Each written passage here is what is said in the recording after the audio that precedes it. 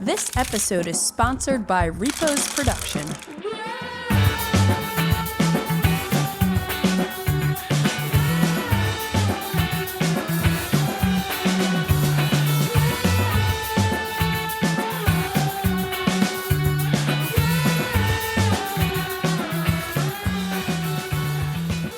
Hello and welcome to episode 37 of the Board Game Geek podcast, where we geek out about board games, the mechanisms behind them, and the people who create them. I'm your host, Candice Harris, and today I am so excited to be here with one of the people who create them, Antoine Bauza, who's probably most well known for designing Seven Wonders, Takenoko, Tokaido, Ghost Stories, and Hanabi. So many bangers. How's it going today, Antoine? Hi, Candice. I'm great, thank you. I'm still waiting for the spring because it's cold where I am, but I'm okay. I'm staying inside and playing board games. Awesome. That sounds good. What is new with you? It's been a big week for me. I started a new company, a publishing company with Thomas Provost, which was the co-founder of Repo Production, which is a big publisher here in Europe. Yeah. And we Cool. just released our first game on the French market for now, but it will be in all countries hopefully in a few days. Cool. So it's a first time for me doing publishing. You know, Yeah. I used to design but not to publish. So our first game is called Captain Flip. And it's a game from two Italian designers, Paolo Mori, maybe you you know him. Oh yeah, And I a love friend Paolo of his, which is Remo Consadori. So we just published it maybe 3 days ago. So it's still very exciting to see the first review here in France on the games. Cool. That is so awesome. And that must be quite a leap, like kind of going from, designing a bunch of games all these years to now jumping in the publishing pool. Yeah, it's not the same job, for sure. A lot of new skills, to learn, meeting people, and very interesting, but a lot of work. Yeah. Awesome. What else have you been working on lately? Well, I'm still designing some games, but less than before because the publishing job is taking a lot of my time. But I've just finished a big project with Bruno Catala, which I cannot really talk you about, but it should be released at the end of the year, and the publisher will handle the communication and the press release. So it's still secret, but I think it will be awesome for the fall. Yeah. Awesome. I'm excited about that already. Wow, that's super cool. Well, today we are going to discuss some of our favorite roll and write games.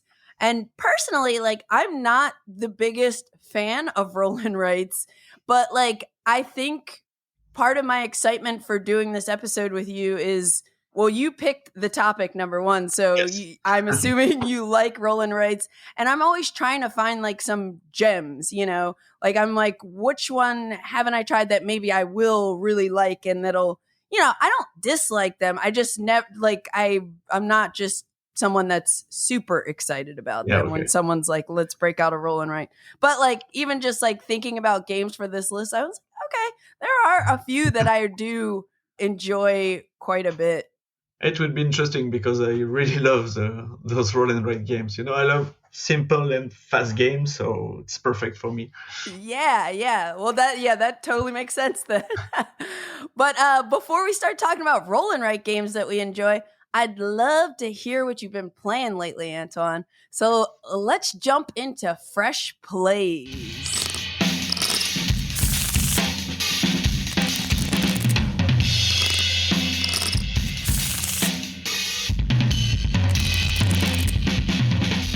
So I'm currently playing Maya Island from designer Rainer Knizia. And I play it with my son and my wife, and we used to play the other game from the same series, like My City and My City Roll and Write, because there is also a roll and write here. Right. Yeah, it's fun. it's not very ambitious, but it's a solid design. It's like the other one, but with some new twist, and it's the kind of game I like playing on the evening with my family, because it's light, so we can discuss about maybe other topics while playing, and it's very enjoyable. So it's a legacy game. So we started to play it, and we are going to play for a few nights in the next days. And I love the legacy, the legacy playing experience with the families. It's very nice, because we get back to the same adventure together. It's really a nice bonding moment. I like that a lot. That's awesome. Yeah, I've actually never played my city or my island yet, but I've heard just like really good things about them, and that does sound like a really nice family bonding experience to play something like this that's like light, where you can chit chat, but you're also kind of going through a long-term adventure together. And remind me, is this competitive or is it a cooperative game? It's competitive, yeah. Okay. And I'm losing almost every game, but it's definitely competitive. Awesome. So that is my island. So recently I have played for the first time, and now at this point I've played it twice, a game called Tyrants of the Underdark. It's not a new game. It was originally released in 2016, and I have the 2021 edition because I love deck building. And so at some point I was looking at trying to play every deck building game that anybody was saying was like, hey, I really like this deck building game. And I remember it was out of print, but then they put out this new 2021 edition. I bought it, and I bought it as soon as it was available for pre-order, and it's been like sitting in my garage forever. At some point I move it to the shelf and I'm like, okay, I'm going to play it at some point. But I finally made it happen recently, and I love it. But spoiler alert, but it's a deck building area control game with a Dungeons and Dragons theme, which I've never played Dungeons and Dragons, so the theme doesn't really matter too much to me. But it's published by Gale Force 9, and it's designed by Peter Lee, Rodney Thompson, and Andrew Veen. And Peter and Rodney, I found out, also designed Lords of Waterdeep, which is this like very classic worker placement game that's really good, actually. I played that for the first time last year, and I was, I'd heard people always talk about Lords of Waterdeep, how it's a great like first worker placement game, but it's definitely one that, similar to Tyrants of the Underdark, that kind of withstands the test of time, where it's still I consider them both to be bangers. But it's basically this like very like it's almost like the complexity weight of Clank, like a light deck building game with action happening on the game board. But for me, I find the action, I like war games and stuff, and I love area control, so I love the action that's happening on the game board. You're basically competing over different territories, trying to score points from having control of them, and hopefully you'll have total control, meaning you have all of your little troop pieces there in a different like territory, or I think they're called sites. But you're going to be everybody starts with a basic deck of cards. You're going to add better cards to them that are going to kind of shape your strategy throughout the game. And one of the things I was liking is that everybody can kind of pursue different strategies in this game. Like there's a way, in deck building games, usually you want to cull your deck so you get rid of those like weak starter cards. Well, in this game, in order to do that, you have to buy cards that give you this ability called promote. And it's like you're promoting these minions to be in your like inner circle. And then when they're in your inner circle, they score you more points at the end of the game, which is really cool. It's like a nice twist on culling, and it makes that decision of, hey, do I just get rid of one of my weak cards to, just get it out of my deck? Or do I promote something that's better, and it's going to be like a lot more victory points at the end of the game? So there are lots of like cool decision points. You have some like neutral troop characters on the board. Everybody starts from different home sites, and you're kind of making a path to move into different territories to take them over. So there's lots of really cool player interaction and tension. And then you also have these spy tokens you can put out. Like, so if you buy cards that let you play spies, put spies out, it lets you kind of spawn from different points in the game. And the other cool thing that I like about it is each game you play with 2 half decks of cards. So the new version, I think, comes with the expansion. So there are 6 different half decks. So you can kind of mix and match them and change up the mechanism slightly in each game and the feel of each game. And again, it only plays in like 90 minutes, and it's like not that complex. Like if you played any deck building, you can teach this really fast. And everyone who played it with me the first time had played Clank, and we're like, oh, this kind of feels like Clank, but different, you know? Okay. So it is my jam. I'm so glad I finally played this. Have you ever played Tyrants of the Underdark, or are you a deck building fan at all? No, I didn't play it, but you make me want to play it because I'm playing D&D. I really love Clank. Oh, so yes. Yeah, I will look into it for sure. Yeah, I would say definitely check it out if you're a fan of Clank and if you like the D&D, theme. Yeah, sure. Yeah, it has a very like kind of dated look because it's from 2016, and they didn't. I mean, the art on the cards is really good, but it's just like the game board and kind of the backs of the cards. I know they wanted to kind of keep it consistent with the original version. Yeah, but I think it's just a really smooth game, and it's staying on my shelf. Love that it can be played in like 90 minutes, and it's a quick teach, especially if anybody's already played deck building games. So yeah, that's Tyrants of the Underdark. What else have you been playing lately? So I just played today at lunch break at work. Oh wow, really fresh. Yeah, so it's very, very fresh. So it's the White Castle, which was on a French version, Le Château Blanc in French, which was released at Essen last year, I think. Yeah, I think so. And it's from designers Isra C and Shay S. I don't know how you pronounce it in English, but I just know those names from Red Cathedral. Also, they made the Red Cathedral. Yeah. And I played the Red Cathedral. I wasn't really fond of it, but my first game of White Castle was really good today. So basically, it's a worker placement, but the worker are dice. So you roll dice and you pick dice and you place them as worker on the board, and you have multiple ways of scoring points. You can do with warriors, with a noble, and I think gardeners. I think it's the third type, and which is the thing. That is very interesting for me. It's very short. You play 3 rounds, and each round you play only 3 actions. So you pick 9 die total for all the game, so it's very, very compact and very fast. And it was a bit surprising during the first game, but I want to play it again to see how it feels with more play, because it was very, very short, but still very enjoyable. Cool. How many players did you play with? We played 4 players, so it's the max player. I think it's 1 to 4. And even with 4 players, it was like maybe half an hour, plus the rules, of course, but maybe so it was really, really quick. Yeah, so I played White Castle, I think in December when I was at PAX Unplugged, and I played it with just 2 players, and I was like blown away with how fast it was too. Yeah. It's one that I want to revisit at some point with more players to see.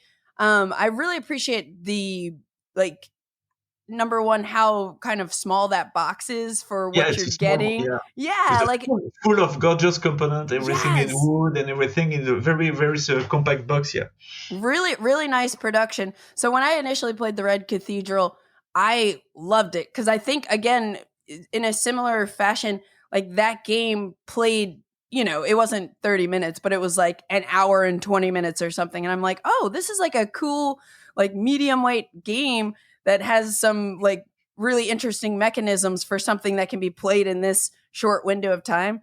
And I played it twice, like within a week. And then I kind of lost interest in it a little bit, or I still think it's like a really cool game, but I was just like, okay, I don't need to own this one anymore.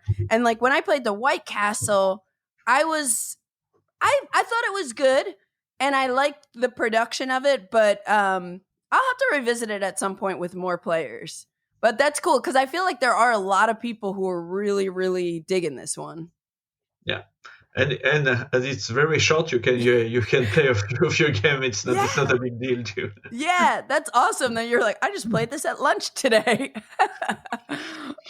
So cool. So that is the White Castle. The other game that I've been just playing, I've played a couple times now at this point, that I'm finding very, very interesting. It's called Dinosaur Gauge. And it's a 2022 release designed by Mary Holland and Amabel Holland. And this is a Hollandspiel game. And this is actually the first game that Mary is one of the Hollandspiel founders. And this is her first design. And so it's really super cool. And every time I play a Hollandspiel game, I go in with the idea of like, something's probably gonna be a little weird about this, but weird in a good way to me. And this is a 3 to 5 player game, which they describe as a pick up and devour game because Dinosaur Gauge, But you're basically, everybody is investing in 4 different kinds of dino industries. So this game, when you look at it, you'll get like a cube rails kind of feel to it, but it has like a little bit more going on, and it's a pick up and deliver kind of mixed with a cube rails thing. And they're just a couple of funky twists because there are 4 different types of stocks you can get in the game. So everyone's going to start, and this kind of depends on player count, but you'll start with 1 share of one of the dinosaur rail companies, which there are 4 of them. And then you'll probably have 1 or 2 other shares, depending. I've only played this with 3 and 4 players. I haven't tried it with 5 yet. But you'll have some other shares. And the other shares you can get, like there are 3 different shipping companies. Because in the middle of the board, picture a map with hexes. In the middle, there's a big lake or some kind of body of water. And the timer for the game is that each turn, you're going to put a land tile, onto one of the water spaces. So you're kind of closing off these water spaces as the game progresses. I think there are about 4 different types of terrain, maybe 3. If they're clear hexes, mountain, swamp, and water, I think. But you're going to basically be trying to invest in different shares of these different types of industries and hopefully make the most money at the end of the game. But the structure of the game is very simple. Like each turn, you get a little bit of income. You get $5. You can you place a tile. So again, everybody's always going to place a tile and close off this water. But there's like some strategy and there's some interaction which comes with that because you can like block things off from people or make people think about things differently depending on which tile you pull and where you place it. And then you're going to take, or you can buy a stock. So you can buy one of the available stocks in, again, one of these 4 industries. And then you take an action. And the actions are printed on the board. And they're really straightforward. Like you can build tracks. Or just build. And that's putting cubes out of a rail company or extending a rail company. And then you have this, one of the industries is this, these shipping lines. So in the water, there's an A line, a B line, a C line, or there could be multiple lines, but basically any land spaces that are kind of connected to these shipping lines, you are considered adjacent to the other side of that. So that's a way when you're like building out cubes that you can get on the other side and start spreading, in a different direction and everything. But every time you use one of those shipping lines to build, you have to spend one of the cubes that you were, going to potentially be able to place out. And that's increasing the value of the shipping lines. So if I'm using the A shipping route, I put a cube there. And so they pay out at the end of the game. Everything pays out at the end of the game differently. But then you have these factories on the board. You start with a T factory and a U factory. They all have dinosaur names. And they'll start with 2 random goods. So there are like 3 goods in this game, and we call them Kool-Aid because there's like red, so we're like cherry Kool-Aid, grape Kool-Aid, and orange Kool-Aid. But you have these 3 different color goods, which you're going to be trying to deliver to different cities. So one of the actions is deliver a good. So if you're connected to that good and you have a path to a city, you deliver it. And the way it pays out is based on how many of the goods are off of the like goods track. So in the beginning of the game, every stop you hit is $5, and then you add that and divide it by the shares and pay out and everything. So there's like stock market stuff like train game stock market stuff like that. But if you are one of the people who has stock in one of the factories, you can produce goods at the factories. So as people deliver them, they come off the board, and we want new goods to come so we can keep making deliveries. But you can only do the produce action if you have stock in a particular factory. You'll refill all of those factories on the board. And like more factories come out as people become shareholders in factories, or they are part of the random tiles that come out. Like new factories can come out. So you're thinking about where does it make sense to place this? And you get paid out if you're a shareholder when you produce goods. Then eventually, like the goods, after they're delivered, they're in this waste area. So one of the actions is you can recycle them and get money for putting them back into the economy so they can be produced again. And then the last type of industry is like you have these airlines. And at the beginning, these airlines are not open. So you have to connect to them, and then you get a stock in them. And what we learned in our last game is these airlines can, if you do it well, can pay out big at the end of the game. So it's just like this really cool game that has like a lot of interaction. I love that there are 4 different things you can choose to invest in. It's shared incentive. So, you know, if you and I are both have shares in the red dino company, you know, we're both going to be talking to each other about, hey, how should we build out? What should we be thinking about? So there's a lot of like fun, like player interaction at the table, good table talk. It doesn't take that long to play. And yeah, it's just like a game that every time I play it, I'm like, oh, I can't wait to play that again. I want to show it to more people. So, and I think there is another map for this game coming out sometime this year in 2024. But So it's a big game. It sounds like a long game there. It's so in terms of size, it's no bigger than like something like a Railways to the World map, like maybe a medium-sized map in that kind of game. Or I don't know if you've ever seen Dual Gauge before. It's kind of like similar to a lot of train game, like Cube Rail kind of game maps. Okay. And yeah, it doesn't, it's just, there's a timer because every time you're getting your money, putting a tile out and taking an action. And I love that all the actions are on the board. Like the player aid is on the board. And it's just like, it's pretty quick to get people into it. And they're a couple, again, all these industries score differently at the end. Like, oh my gosh, I almost forgot to bring up one of the most important things about this game. Instead of a stock market, there's a stomp market. And this is a real fun mechanism because when you move, like not only does it have dinosaur paws along this track, but as you deliver goods and you're increasing the value of each train company, if you ever increase enough to exactly land on the same price as another company, you stomp it and it moves back one space. So there is like really, I can't believe I almost forgot to mention that, but there's really, really fun stock market like manipulation with timing that, sometimes trying to make that stomp happen and lower the value of somebody's company to increase yours. So that's another like little neat twist to this game. But yeah, it's not like that big of a game. It's not, I would say plan for an hour and a half, maybe 2 hours if people are taking, a long time to like think about things. But yeah, it's pretty cool. Do you ever get into any of the Cube Rail games like Irish Gauge or? No, never. So it's the first time I heard about this game, but it's got dinosaurs. So who doesn't love dinosaurs? So. Yeah, exactly. It's just a fun theme.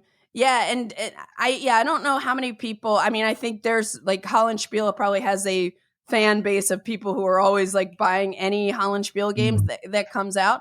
But otherwise, it's kind of an indie company that not many people maybe have tried this yet. But so far, it's been a big success with, the 8 different people that I've played it with.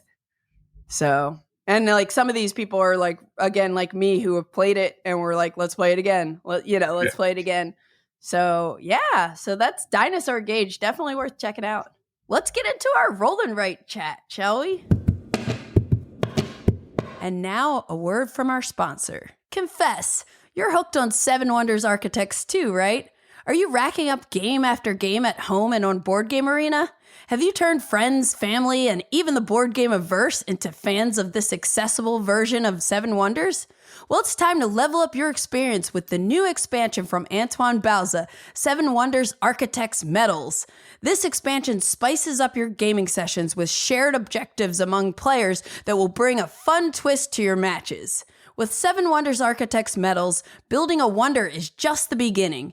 You'll need to achieve specific objectives to gain medals before your neighbors to earn victory points. And with the new Expert variant and new wonders, the Colosseum of Rome and the Ziggurat of Ur, brace yourselves for twists and turns that add a new dimension to decision-making and competition.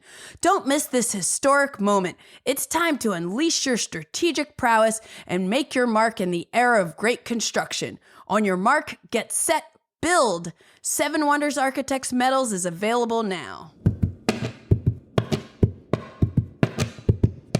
So we're both going to kind of talk about some of the Roll and Write games that we enjoy most, some of our favorites. But first, I know there are some people who might not even know what a Roll and Write game is or what they're all about.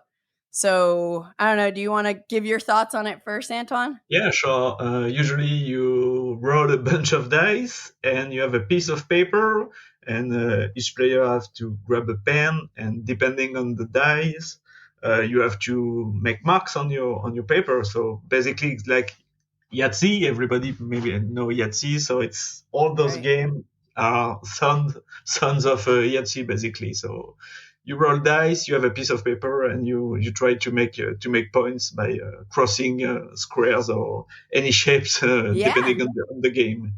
Yeah, and they're typically very small and portable games. Usually you can play them with a lot of different players often, because it's a lot of them are kind of simultaneous, one person will roll dice and then everybody is then writing on their sheet. So usually you can play a lot of these with a lot of different players at once.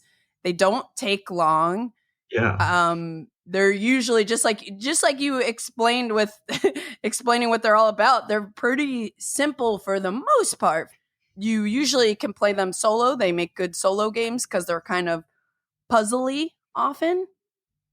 But there are a lot of heavier Roll and Writes coming out, like Twilight Inscription.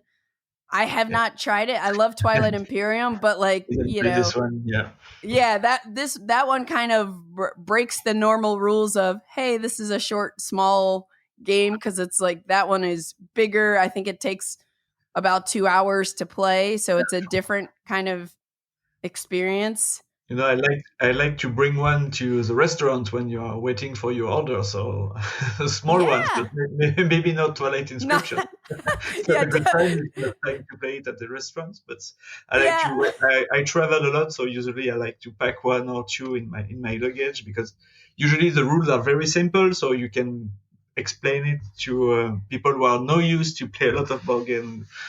So it's I really like them. So.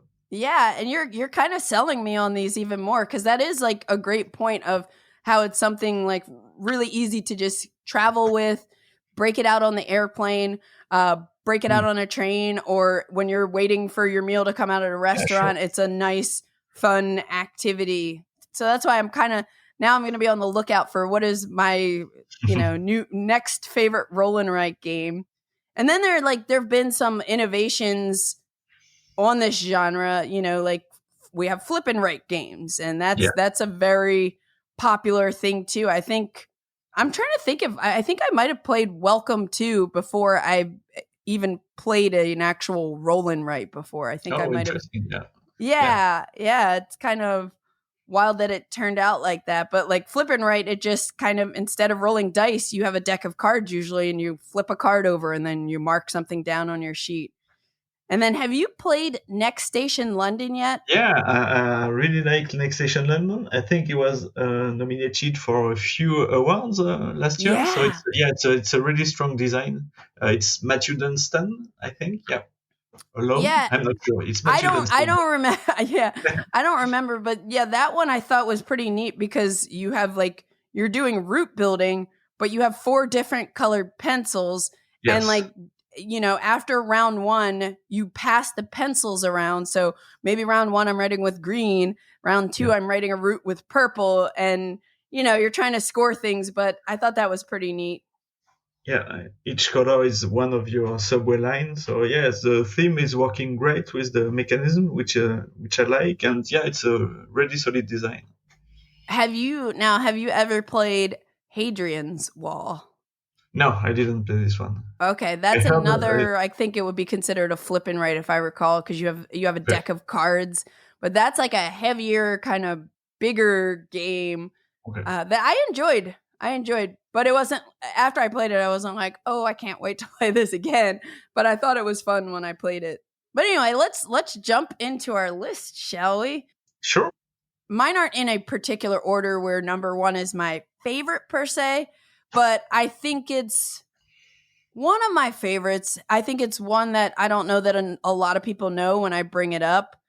And so I kind of ordered them, I think, from the first one that I played to the one that I think about most, maybe.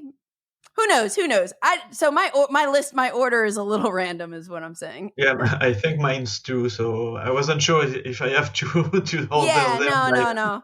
I don't want to force people into a top 5 or anything like that. Cool. Well, we'll start with you. So the first game is Roar Through the Ages from designer Matt Leacock, which was released in 2008. And I think it was nominated for Spiel des Jahres in 2010. Wow. And maybe it was the first release game from Matt Leacock. I'm not sure, but one of his first and directly nominated for Spiel des Jahres, which was a very good start very for impressive. him. and we know he did a lot of good design after this one. So yeah. And I think this one is really interesting because he has a lot of wood components. So it's dice rolling. You have a sheet of paper to to make marks, but also a wooden board with some markers to keep score of your resources. Because you have to. It's a light civilization game, so you have to take resources. You can build wonders who give you points.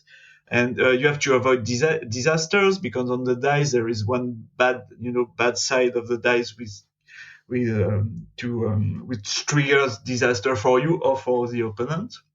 And I think he aged a bit because it was not a simultaneous play. You have to play turn by turn, and it's a bit. If you play 4 player, it's a bit long for now, but. Yeah, it was before the roll were cool. It was already there, So it's a really strong design. And that was Roll Through the Ages. Yeah, Roll Through the Ages. I've heard of that, and then when you said 2008, I was like, wow. Yeah, I didn't even realize people were making these games back then. Wow. I think if we don't talk about the Yahtzee and everything, it was the first of this new wave of a roll and write game. Yeah, very very cool. So I have to try that at some point. I do like Civ builders, so the first game on my list is, I think, the first roll and write that I played. I think it is the first roll and write that I played. And it is Ganz schön clever, or That's Pretty Clever is the English translation. And it came out 2018, designed by Wolfgang Warsch, published by Schmidt Spiele. And then there was another version by Stronghold Games. And now there's, I think, a third English edition from CMYK that's out this year. This can be played with 1 to 4 players. In the game, you'll have a score sheet that has these 5 different colored like scoring areas that kind of work differently. And there's this concept of active player turns and passive turns. So if you're the active player, you're going to roll 6 dice. And the dice there's a white die, but then there are 5 dice that are corresponding to the colors of matching the different scoring areas.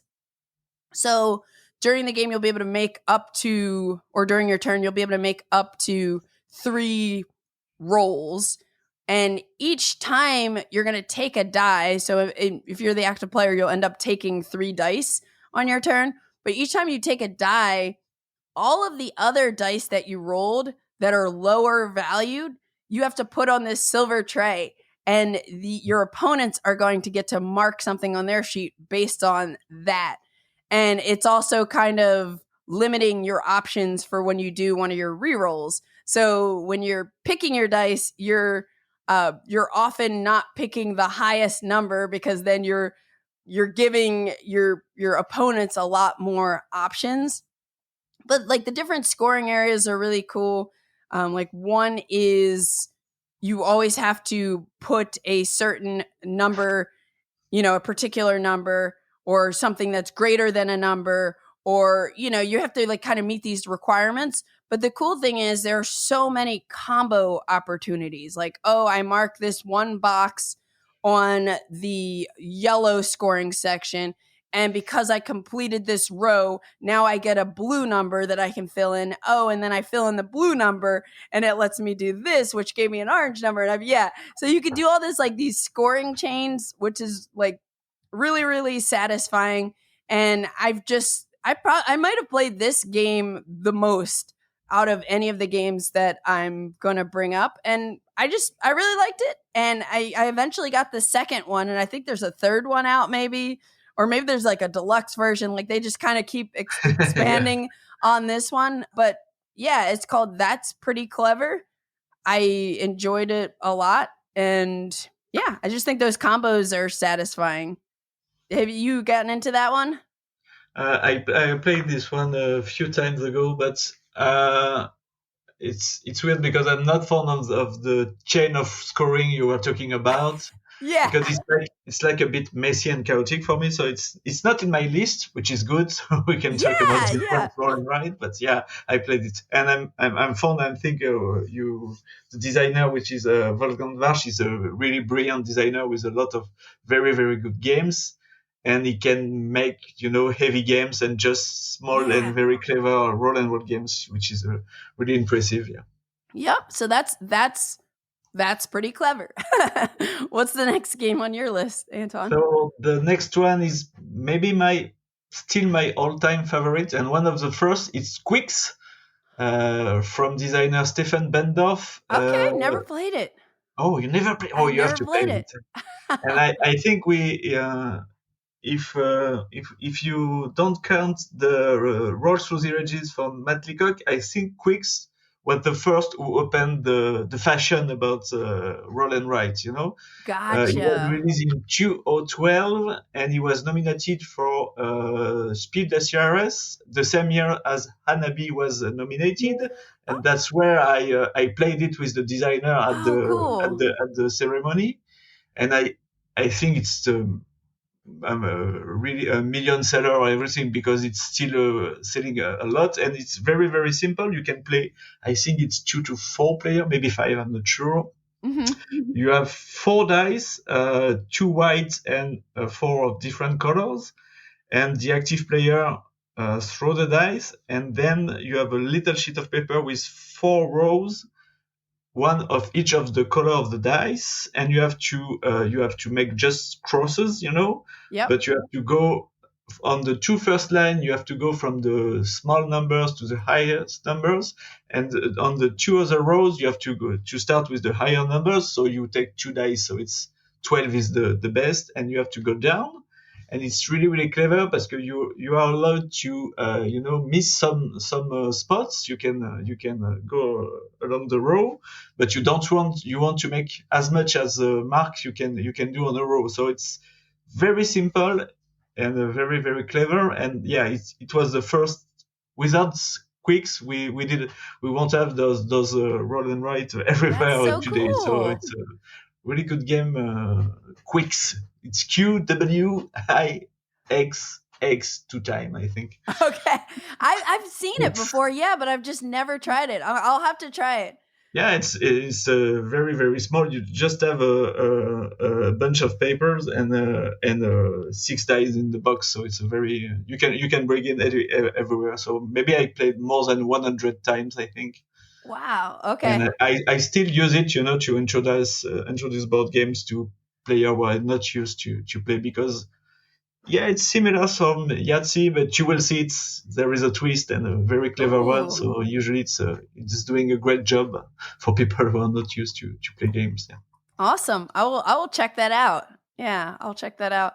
And yeah, the more we talk about these, the more I'm like, yeah, I'm gonna figure out one of these to like be my travel game now.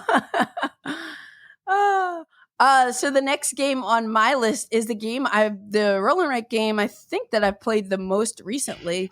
And it is called House of Cats.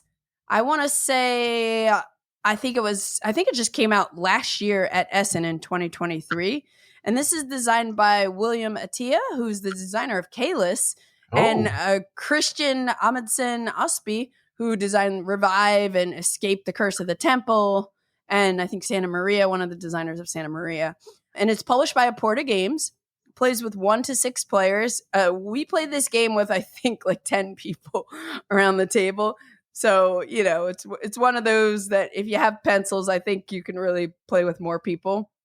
But you have in this game 4 different sheets. I mean, like many roll and writes these days have like different boards you can kind of play on. But you have different house sheets that have different rules to them. I only played the very first one, so I don't know how the other ones work, but I like that there are other ones, to give you some variety. So at the start of the game, you are going to randomly pick 4 ability tiles, and the game comes with like 10 or 12 of these different abilities, and someone is going to kind of arrange them from top to bottom, and then everyone is going to draw the ability into their boxes on their sheets in the same order, top to bottom. Because what you're going to be trying to do in this game, besides just have the most points, is you're going to be trying to complete rooms as you're filling in your sheet. And as you complete different size rooms, like there's a 2 room, a 3 room, a 4 room, and a 5 room. So each ability is going to be associated with when you complete a room, you unlock this ability. And then whenever you want, you can kind of trigger the ability. Or some of them are like one-time immediate effects. Some of them are trigger them whenever you want to. But one person is going to roll 4 dice, and the dice are custom where you have a 2, 3, 4, 5 as numbers on the dice. But then one side is a mouse and one side is a cat also. So you'll roll these 4 dice, doesn't matter who does it, and they'll and then every player has to simultaneously pick 3 of those dice to draw on their player sheet. Now, again, I only played the first map, and if you pick a cat, there's a special cat track that's like separate from the house, and you just kind of mark it off, and you get cool stuff as you go up this track, and it's worth victory points. But with the 2, 3, 4, 5, and mouse icons, whichever 3 dice you pick, when you write them on your sheet, like this grid of an outline of a house, you have to draw them adjacent to each other. So orthogonally adjacent. So if I pick 2 3s and a mouse, I have to make sure when I draw them on my sheet that they're adjacent to each other. And you're filling these things in to hopefully, again, unlock these rooms. And the way you unlock a room is by making groupings of the same number. So if I have 2 2s next to each other, orthogonally adjacent, I can say, I completed a 2 room. I draw around those 2 2s, that grouping, because I can only group things once. And then I have unlocked that ability, or I do that immediate effect. If I have 3 3s grouped next to each other, I unlock the ability of the 3 room. 5 5s, that's pretty much how it works. On the first board, when you draw a mouse in, the column, the top of the column, and the row that you're touching, you get to unlock cheese, and cheese is worth a certain point. But I just found this game to be kind of fun. I love that you have these different ability tiles that you play with, and that'll come out in different orders. And so, you'll have a mix of abilities you can unlock throughout the game. And the fact that you're restricted to placing whatever you write adjacent to each other, it's very puzzly as you're trying to say, okay, I want to try to make sure I have a good set of 5s in this area. So maybe this turn I take the 5, the cheese and the cat, or whatever, I felt like there was like some really good puzzly decisions, and where you unlock these abilities and you can figure out when you want to cross it off and like use it to do something else cool. Again, combos, that's a thing that's very common with roll and writes.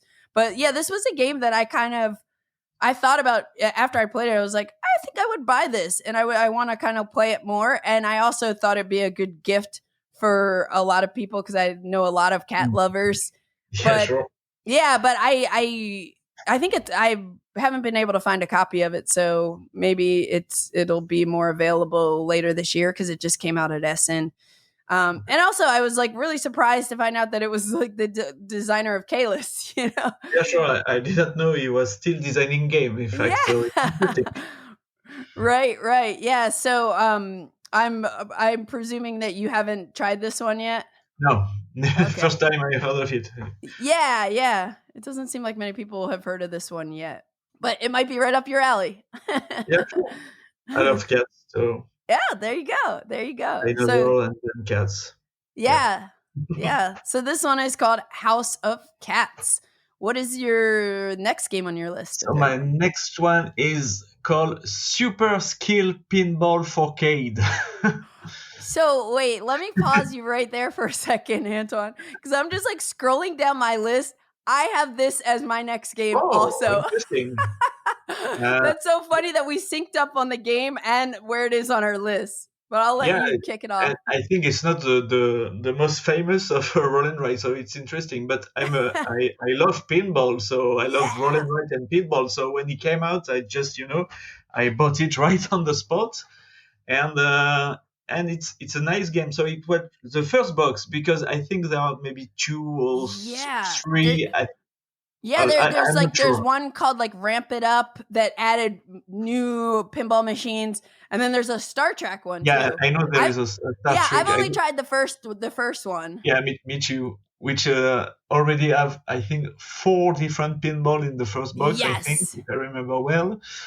So it's a game for, I don't know how you pronounce it, Geoff Engelstein. Yep. Geoff Engelstein. I think which is the thing which is very interesting. I think is doing a really good job as emulating pinball, which was not such easy to do. So it's very interesting, because you are playing on the it's not a paper sheet. It's a, I don't know you call it. Like a dry erase board. Yes, like they're actually like boards. Yeah. And of course you roll dice and you have to cross section to score points, but you also have to put and move a small pinball, which is half of a ball, so it doesn't roll on your sheet. And it's very interesting, because all the things you love about pinball are in the game, like bumpers and targets and everything, spinners and the flippers. Yeah.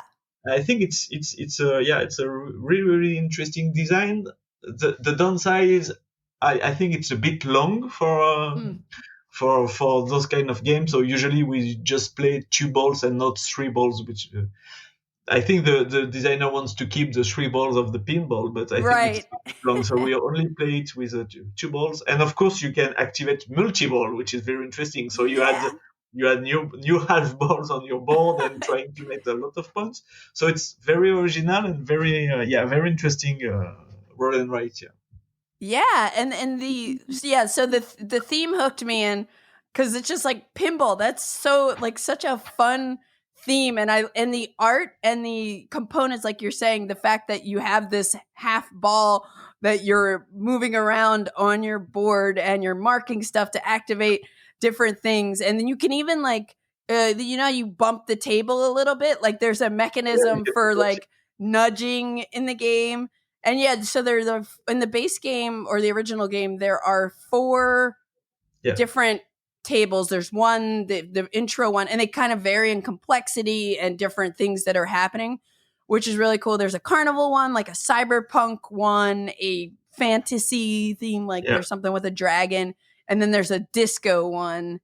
And yeah, this game is just super cool. I haven't played it for a while either, but it definitely like made a mark with me. Like, and it's a game where one player will roll 2 dice and then everybody uses one of those dice to mark on their sheet. So everybody's playing the same pinball table and using one of the 2 dice, but you're kind of making your own choices and everything kind of works out differently. But I'm very impressed with how thematic this is for a roll and write. And again, like the art and components. Like I remember thinking, I'm like, this is going to be awesome. Like they can expand on this so much. And they did. Yeah, sure. Like, even though I haven't played the other boxes, but there are like 4 different tables, I think, in the Ramp It Up version. And then there's like, for Star Trek fans, like there's a whole Star Trek version of it. And you can keep doing it because there's so many different types of pinball machines. And that's people who are like real pinball fanatics, like love getting, all these different, like, oh, this is from this movie or this is from this band. And I think this is a super, super cool game, very unique theme. And I'm still just kind of cracking up that we both put this for our next game. A super skill pinball 4K. All right, so let's see. I don't think we're going to match up going forward, but what is the game you have for your number 2 slot? And then I picked Track 12. Maybe you heard about it. Track 12 from French designers Corentin Lebrun and Bruno Catala. Published by Lumberjack, French guys or French team, French designer, French publisher, and I think French illustrator too. So it's very interesting because you are trekking in the mountain. So it's a classic roll and write. You only have 2 dice with number. I think it's not the same. One dice is 1 to 6, and maybe the other it's 2 to 7. Or so it's not exact, but it's it's 2 dice, and everybody has the same sheet. And the clever thing with this game is the active player roll the dice, but you have to choose. The selection is very clever because you have to choose either the highest die or the lowest, or you can add both dice or subtract or multiply. Ooh. But you're allowed to do each of those operations only, I think it's 4 or 5 times a game. So if you use all your lowest dice pick, then you have to finish the game with the other operation. So you have a really, really interesting choices, and you have to make area of the same value, but also chain of number like 2, 3, 4, 5, 6, and the longest is the chain, the more points you get. And the other aspect very interesting is it's a legacy game. So you start on your first track. Okay. And then you have, envelope with new components and new sheets. So you are going up in the mountain and you're discovering the game as you play. With the same team is better, but you're not mandatory to do that. Neat. So it's a roll and write legacy game, and very, very clever one. So if you didn't play it, you have to find the copy. It's a really, really good one. Oh, and wow. And what is it called again? Track 12. Trek, just like in Star Trek, like a trekking in the Track mountain. 12. Track 12. Yeah. And 12 because the value are up to 12 when you play. Cool. And so the first box was in Himalaya, I think, and there was a second spin-off, a second box, which Amazonia. is in Amazonia, yes. And both are legacies with different aspects. I've never heard of this. This sounds really cool, and I think this is the first time I'm hearing of a legacy roll and write game too. Very neat. Okay. I'm going to try this one. Oh, that's cool. That's cool. So my next game is a game that I've only played once Okay. at Essen in 2022, but I thought it was very cool and had a very unique theme. And this is a game called Vengeance Roll and Fight. It came out in 2022. It's designed by David Terzi, Nora Lee Libers, and Gordon Kalea from Mighty Boards, and it's plays with 1 to 4 players. And this is a competitive real-time roll and write game based on a board game called Vengeance that came out in 2018. And that was designed by Gordon Kalea. And the theme is basically like this Kill Bill style revenge action movie. So each player is going to have 2 boards. One of them's like your character, and the other is a den, like where you're trying to, like where the bad guys are hanging out, and there's a boss that you're going to need to find and hopefully take down and everything. And each character has like a different, like all the characters are unique, and each character has a weakness that they start with, but they'll also have their own set of items, like unique items that are associated with a character. And you'll be able to get these, add these different abilities to kind of make your character unique. And the first phase of the game, so the game is each round, there are 4 rounds, and there are 4 different phases that you play each round. There's a flashback phase where basically you have on your den board, you'll have a little character, a meeple, I think, and you're flashing back to like training, pretty much, where you're like preparing for the fight that's about to go down. And in this flashback phase, there are 3 or 4 dice, I forget, that you'll roll that everyone will be able to mark on their sheet based on these dice. They can kind of get experience. You can heal wounds. And so everybody's kind of doing that at the same time.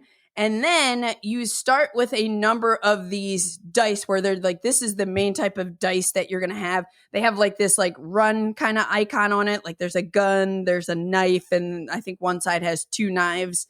And everybody starts with, I believe, 4 of these dice. But then there's a pool in the middle of the table of more of these dice. And once you start this phase, this is a like kind of a race to grab the dice and assign them. You're going to roll your 4 dice. You're going to assign them to different actions and weapons on your board. So I think like the move action, you need to have 2 running dice. So, you roll your dice. Oh, I have, 2 running dice and 2 knives or whatever. And you say, okay, I'm going to assign them to this thing. And then whenever you have less than 4 dice, you're able to pull dice from that common pool. And that's going to be when that common pool runs out. I think that was the trigger for when this round ends. So you're trying to like quickly, and you can re-roll as much as you want. But if you re-roll this, like I think it's a blood icon or something like that, you can't re-roll that die. And unless you could take it as a wound to re-roll everything else or something like that.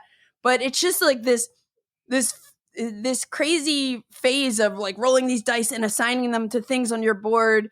And on the bottom of your board, one of the things from that flashback phase, you're unlocking these like experience points that you can spend to get upgraded things that you can assign dice to. And so it's like, I love that phase of assigning your dice is kind of like simulating an action movie. Like it's very fast paced. Everybody's doing it. It's a little chaotic. But then you hit this fighting phase where now everybody is just looking at your own den and your own, everything that you assigned. And now you're activating those things however you like to kind of move through this building and take out these different type of like henchmen and tough guys. And you can collect loot, and you're trying to complete different objectives that are going to give you points. And then you're trying to make your way to this like boss. And then you get points for like damaging the boss. And then if you're able to take down the boss, you get points for that too. So everybody's kind of doing that on their own board simultaneously. And then there's like a cleanup phase. And then you just kind of like do it again. And you're trying to level up your character, heal your character, get better, cooler stuff. But then you're assigning these dice to actually be able to use the things that you're adding. And I just thought like the theme is very like unique for this game. I love that like rush to like lock in your dice to grab more dice before that pool runs out and try to like build up as much as you can before you go into that fighting phase.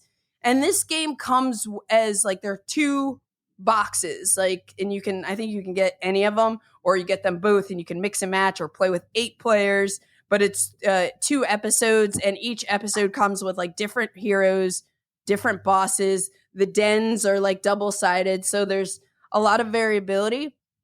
But this one just kind of resonated with me because, again, as somebody who's not typically a big fan of roll and write games, I thought this was really different in terms of the theme and just like and I thought it was very thematic how it feels and how you're like moving through these different boards or these different rooms to take down people, making decisions to try to complete these objectives, or do I grab the loot with this and use these custom weapons?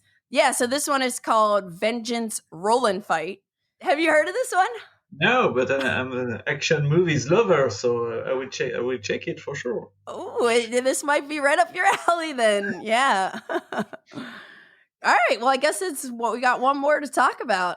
Yes, and the last one for me is Qwinto, and it's from the same publisher as Qwixx, and that's the same maker at the beginning. Okay, so it's okay. NSB, the publisher, but this one is designed by Bernard Larc and Uwe Rapp, and it's just like the same playing experience as Qwixx, as it's just a small box with the playing sheets and only 3 dice. On 3 different colors, and you only have 3 lines on your sheet. And when you are the active player, the twist is you can choose to roll 1, 2, or 3 dice, and then you have to make the sum, and you have to mark the sum in one of the color of the dice you roll. So I think the color are orange, purple, and I'm not sure, red, let's say red. Okay. If I choose red and purples, I roll those 2. I have to make the sum, and I have to put the value in the red or the purple line, but not on the orange, because I choose not to roll the orange. So there is this little choice for the active player, which is really interesting. And then you have to complete rows going to the lowest to the highest, and you have some column bonuses. So you have to match the value you put to get more points on the columns. So it's very simple, and like Qwixx, it's a descendant of Qwixx, very, very clever one. Small box, you can bring it everywhere. So if I don't have Qwixx in my luggage, usually I have Qwinto. In my luggage. One of 2. So. And is this one a one where you will, I forget it, you roll the dice, like say I'm the active player, I pick 2 dice, I roll them. Does everybody use those everybody dice? Get to put the value, but what the active player choose the color and the number of dice. Yeah, gotcha. Everybody's playing at the same time, so it's still very dynamic, and you play in maybe 10 minutes, and I really enjoy those very, very short games. Yeah. Very cool, very cool. Qwinto. Qwinto. Yeah. Okay. Follow up to Qwixx. Cool. But it's a different designer. Not the same designer, but the same publisher. So it's a line with a few roll and write game. Yeah. Okay. All right. I'll probably try out Qwixx first, the original, or the sure. OG You should, in this should try series. Qwixx first, but both are really, really great. Yeah. Cool.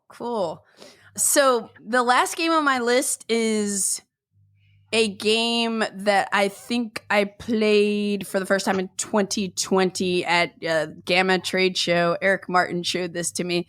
And at the time, we only had the German version, which is called muss, auch, gönnen, können. And later there's an English version, and it's titled Divvy Dice. Okay. So this was a game that Eric showed me at Gamma, and I immediately was like, how do I get a copy? I might have had to import it because I don't know if it was available in the States, but it's designed by Ulrich Blum and Jans Merkel. And again, it came out in 2020. It's from Schmidt Spiele, and there was later an English edition by Stronghold Games, and it plays with 1 to 4 players. And this is a game where you're going to be trying to complete a 3x3 grid of these cards. And each player will start with these three, picture these square cards. They come in, they'll have a different color background. I think there are 4 different colors, like yellow, pink, blue, and green or something. And you'll start with 3 cards to make your starting tableau. And you can position those 3 cards however you want. They all just have to be orthogonally touching. And during the game, these cards are dry erase friendly. So they're kind of laminated. So you'll be drawing on these cards to kind of complete whatever the task is on the card to either activate a bonus ability or some kind of scoring condition. So yeah, there are 2 types of cards. Again, some that are going to give you end game scoring options, and the others are going to give you bonus abilities where you can, like, if I fill in this card, I'm going to now be able to modify dice 3 times or something like that, you know, or I'm going to be able to change the color of a card in my tableau or something like that. I don't remember exactly all of the abilities, but there is a market of cards, almost like a deck building game or something, where you'll have 4 cards that are these endgame scoring cards available. And then there are also going to be 4 that are bonus abilities. So when it's your turn, you'll roll dice and you can keep any you like. And you are sometimes forced to re-roll, but regardless, if you re-roll, everyone else gets to then mark something on their sheet. Okay. So then if you have to re-roll a second time, again, everyone else will get to mark something on their sheet. So it's like it's a game where you're trying to avoid re-rolling, but sometimes sometimes you can't. Yeah. And the cool thing is you have this market of cards because you're trying to get more cards to fill out your 3x3 grid. And you need to have, I think, the same 3 of a kind, like 3 matching numbers. And there are 2 slots in the market where you can buy cards that you spend 3 matching dice. And then there are other cards to the left of the market where you have to spend 4 matching dice. So you're making decisions of like, hey, do I want to use dice to complete one of my cards that's already in my tableau, like fill in numbers? And there are all sorts of things, like some of them require a certain number. Sometimes it's a certain number and a certain color. Because, I think there are color dice in this game too. Some of them, so it's like, it's good to complete cards because if they're completed, they'll score at the end of the game or they'll give you that special ability. But you also are like, well, or do I want to spend these 3 dice to just cash them in and get another card for my tableau?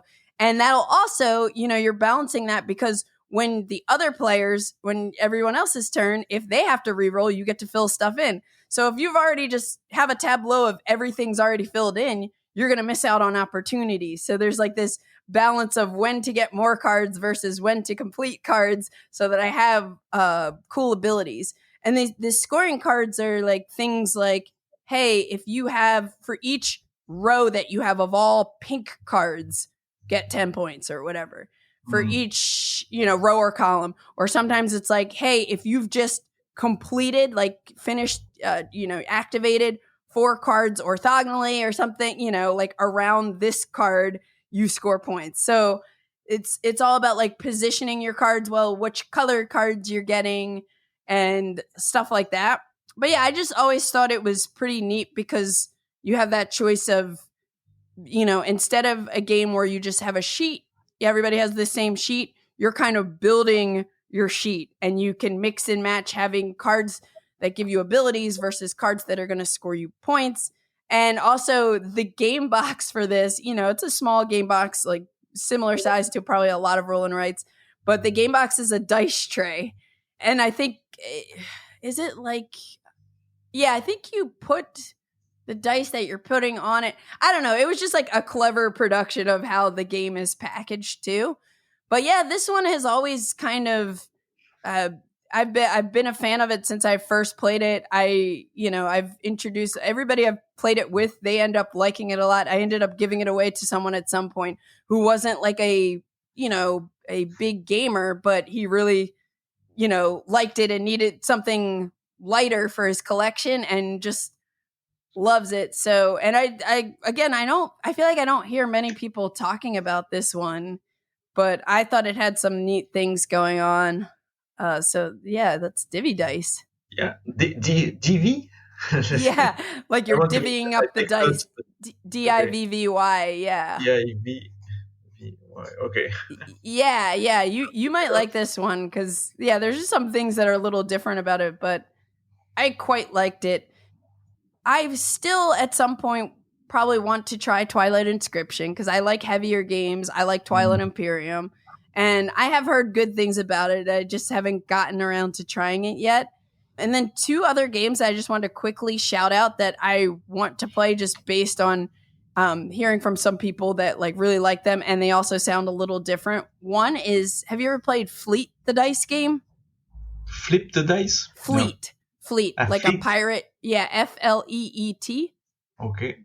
Oh, it's from a bigger game, no? It's I think so. I think I played it. Yeah, I think Fleet is a big resource management game, and they did a roll and write. I think I played it once, but it was a long time ago. It's something kind of like piratey themed, where you're fishing or something. And I've just heard a lot of people, especially solo, like really, really like Fleet, the dice game. So I'm curious to try that. Yeah. And then the other one that I heard about that sounded really fun. Have you ever heard of Long Shot, the dice game? Nope. It's like a horse racing betting game that's a roll and write. Okay. No. Yeah. Never. Yeah. So those are just like other ones that I want to try. And that Trek 12 that you mentioned, that sounds, that looks really cool. Sounds really cool. And I've never tried Qwixx, so I want to try that. So this was, this was exactly what I was hoping to get out of this episode, is just like some other games to try. And also like I, when you start thinking about, at first I'm like, oh, everybody's doing roll and writes, so many roll and writes, but it is kind of cool from a design perspective how many different ideas are kind of coming from this core idea of roll some dice, write some things down. Yeah, that was just my thought, all the variety of different games you have just based on, okay, somebody's going to roll a bunch of dice and we mark on paper. So it's very interesting, I think. Yeah, so maybe this will give me a new spark to get back into roll and writes. And also, like, I definitely invite, like, I always post a blog on BGG with each podcast episode. So I'd love to hear from more people of other games that we should check out, because I had a feeling there were some gems out there that I hadn't tried yet. Sure. And I'm not going to give up on roll and write games. Maybe a year from now I'll be like, oh, they're my favorites, Maybe. Well, anyway, Antoine, it was so great talking to you today. And I'm glad that you picked this topic, and, just so that I could kind of explore some of these games more, and like we could just talk about like what makes them interesting and what makes them, like, the portability, and just break one of these out at the when you're out to dinner and waiting for your food. That's so awesome. Yeah, I don't like to wait, so keeps your mind occupied, right? Yeah, for sure. Yeah. Cool. Well, thanks again for joining me, and hopefully I'll actually get to meet you in person at some point, and maybe Essen or one of these conventions. My pleasure, for sure. You've been listening to the Board Game Geek podcast, produced and edited by Candice Harris. Special thanks to Matt Fonda for editing and mixing our music. Be sure to visit us on the web at boardgamegeek.com. You can also find us on YouTube, Twitter, Blue Sky, Instagram, Facebook, TikTok, and Twitch under Board Game Geek. You can reach us by email at podcast@boardgamegeek.com. Thanks for